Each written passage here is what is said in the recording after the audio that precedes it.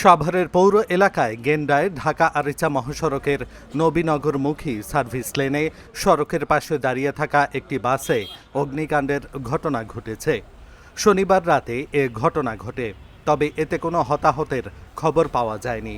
খবর পেয়ে ফায়ার সার্ভিসের দুটি ইউনিট দ্রুত ঘটনাস্থলে পৌঁছে প্রায় 15 মিনিটের চেষ্টায় আগুন নিয়ন্ত্রণে আনে। বাসটি সাভার থেকে আউকপাড়ায় অবস্থিত টেনশু নামের একটি জুতার কারখানায় শ্রমিক আনা নেওয়ার কাজে ব্যবহৃত হতো, তবে ঘটনাস্থলে বাসের মালিক বা চালক কাউকে পাওয়া যায়নি। সাভার ফায়ার সার্ভিস ও সিভিল ডিফেন্স স্টেশনের ওয়্যারহাউস ইন্সপেক্টর মেহরুল ইসলাম জানান, রাত 10টার দিকে ফোন পেয়ে তারা ঘটনাস্থলে যান। আগুনের সূত্রপাতের কারণ এখনও জানা যায়নি। পরে সাভার মডেল থানা পুলিশ, হাইওয়ে পুলিশ ও ঢাকা জেলা গোয়েন্দা পুলিশের সদস্যরা ঘটনাস্থল পরিদর্শন করেন।